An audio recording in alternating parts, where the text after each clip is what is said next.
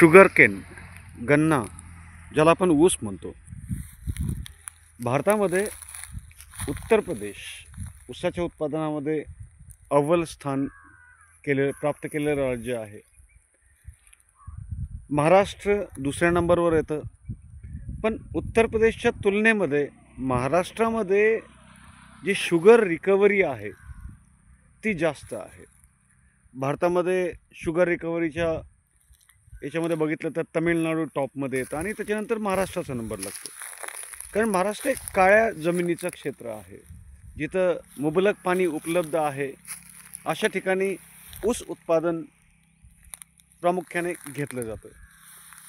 शेवगाव तालुक्यामध्ये आपल्याकडं जो मोसंबीचा बाग आहे त्यांच्याकडं ऊसाचं पण क्षेत्र आहे. मागच्या वर्षापासून आपण त्यांचं ऊसाचं उत्पादन कसं वाढवावं याच्याविषयी प्रयत्न करत होतो. आपण त्यांना काही ट्रीटमेंट दिल्या होत्या. आता त्यांचा ऊस गेला तर इथं पाचट पडलेलं आहे. तर शेतकऱ्यांनी हे पाचट जाळावं नाही जाळावं, तर ह्या सगळ्या विषयांवर आपण चर्चा करू की मागच्या वेळेस आपण काय ट्रीटमेंट घेतली ते आता पुढच्या वर्षीसाठी काय ट्रीटमेंट घेणार आहोत याच्यासाठी आपण योगेश मस्केसोबत चर्चा करू.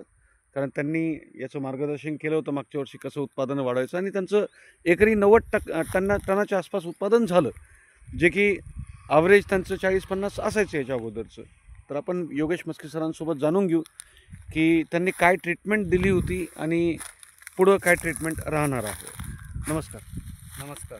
राम राम शेतकरी मित्रांनो.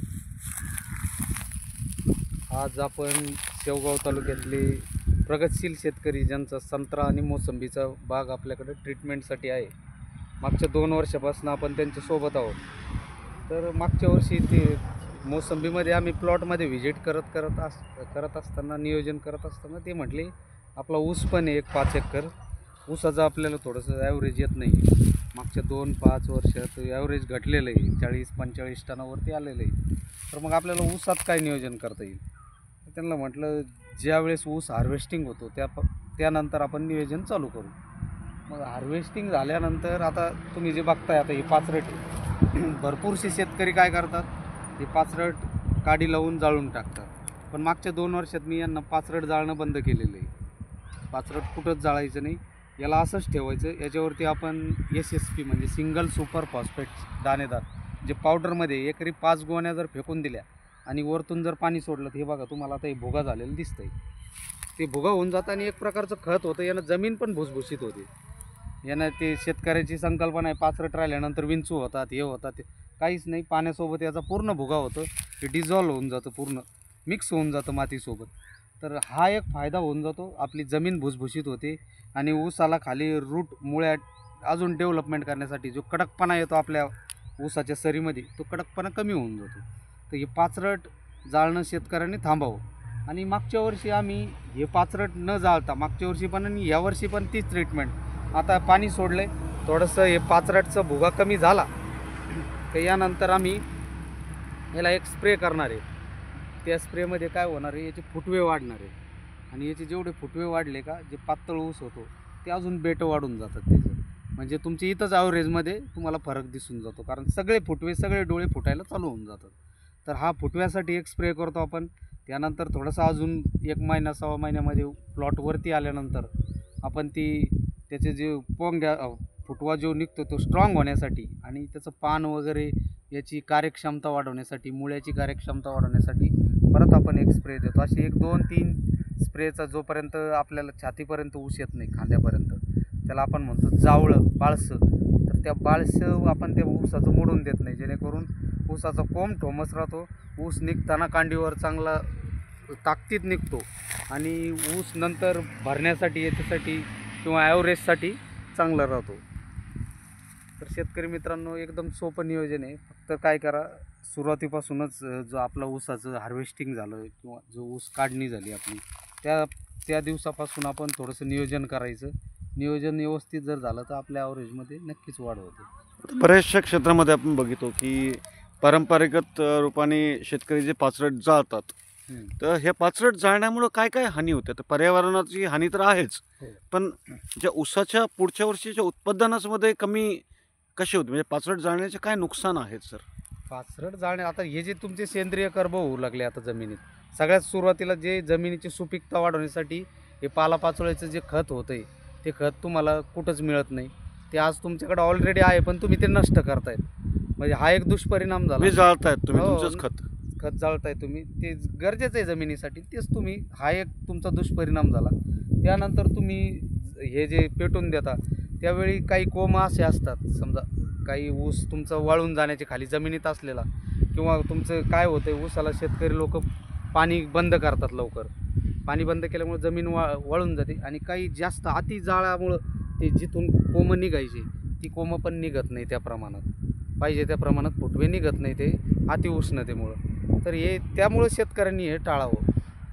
नाही, आता जसे बऱ्याचशा ठिकाणी आहे ते शेतकऱ्यांनी जे हे पाचरट जाळून टाकलेलं आहे, आता यांना काय आपण म्हणजे ट्रीटमेंट देऊ शकतो जेणेकरून थोडीशी रिकव्हरी होऊन जाईल?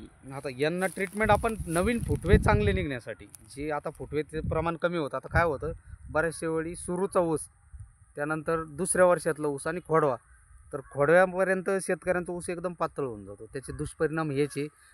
ऊसामध्ये त्यांचं हे हार्वेस्टिंग झाल्यानंतर कोंब जाळण्याचा प्रकार, पाचरट जाळण्याचा प्रकार, हेच परिणाम आहे. तर शेतकऱ्यांनी आपण नवीन जो समजा ज्यांनी हार्वेस्टिंग केलं आहे आणि त्यांनी पाचरट जाळले, तर त्यांच्यासाठी पर्याय एकच राहील आपल्याकडं का जे फुटवे निघण्यासाठी आपण जास्त प्रयत्न करायचे. त्यामध्ये स्प्रेमधून असो, लिक्विडमध्ये ड्रिपमधून असो, दोन्ही पद्धतीनं आपण त्याला नियोजन करू शकतो.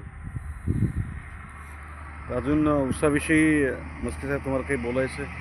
ऊसाविषयी आपण ऊसाला ऊसाचं कोणतं वाण घ्यावं किंवा कोणती जाती घ्यावी असं काही? ऊसाच्या जाती शेतकऱ्यांना अवगतच आहे, सगळ्या ज्या ॲव्हरेजच्या जाती ते शेतकरी घेतात, त्याचं काही नियोजन द्यायचं काम नाही. वेळोवेळी नियोजन मिळतात कारण हे कायमस्वरूपी पीक आहे. परंतु मला अजून एक वाटतंय, जसं तुम्ही स्प्रे वगैरे करता तसं ऊसामध्ये जे डोसेस असतात ते पण योग्य वेळी होणे गरजेचे आहे. सुरुवातीच्या वेळेत डोस होणं गरजेचं आहे. ज्यावेळेस हार्वेस्टिंग करता एक पाणी दिलं, नंतर सगळ्या जमिनीतले रूट चालू झाले, त्यानंतर 1 महिना 15 दिवसात एक डोस होणं गरजेचं असतं. ऊस एकदा कांडीवर लागला त्यावेळेस डोस होणं गरजेचं असतं. पावसाळ्याच्या सुरुवातीला ऊसाला डोस होण्याचा गरजेचं असतो. आणि त्यानंतर जेव्हा आपल्याला हार्वेस्टिंग करायचं 1 महिन्यापूर्वी एक चांगल्यापैकी डोस होणं गरजेचं असतं. तर हे डोसेस पण वेळोवेळी जर झाले तर आपल्या ॲव्हरेजमध्ये नक्कीच वाढ होते. आणि सुरुवातीचे जे स्प्रे झाले त्याच्यामधून आपलं ऊसाचं पान निघतानाच कोमातून रुंद आणि चांगलं अन्नद्रव्य बनवण्यासाठी चांगलं पान निघतं. मग ते रोगराईला पुढं जास्त धावत नाही. त्याच्यावरती जे रोग येतात आता पिवळे, लाल किंवा पांढरे डाग येतात ते पण बंद होऊन जातात. हे जे रोग आहे त्या रोगराईला ते बळी पडत नाही. तर अशा पद्धतीत आपण शेतकरी मित्रांनो ऊसाचं ॲव्हरेज वाढू शकतो. काही नाही, थोडंसं शेड्यूल आहे, पण वेळोवेळी जर केलं तर तुमच्या ॲव्हरेजमध्ये नक्कीच वाढ होईल. तर महाराष्ट्रामध्ये शुगर इंडस्ट्री खूप डॉमिनंट आहे कोऑपरेटिव्ह सेक्टरमध्ये. बऱ्याचशा ठिकाणी आपण शुगर बॅरन्स म्हणतो, तर असे आहेत. तर महाराष्ट्रामध्ये शुगर रिकव्हरी जास्त असण्याचं कारण हे आहे की इथल्या शुगर केनमध्ये शर्करेचं जे पर्सेंटेज आहे, प्रमाण आहे, हे जास्त आहे. तर याचा फायदा शेतकऱ्यांनी उचलून घ्यावा, जास्तीत जास्त ऊसाची लागवड करावी. पण सोबत पाण्याचं नियोजनही जरुरी असतं कारण ऊसाला पाणी जास्त पाहिजे असतं. सगळ्यात महत्त्वाचं आपली मातीच अशी महाराष्ट्रातली, कुठलंही पीक घ्या तुम्हाला बाजारभाव त्याला जास्तच मिळतो महाराष्ट्रातल्या पिकाला, भले तो ऊस असो फळबागा असो. त्यामुळे मग शेतकरी मित्रांनी हे डोक्यात घ्यायचं आहे. आपण जर नियोजन केलं तर आपलं उत्पादनात 100% वाढ होती.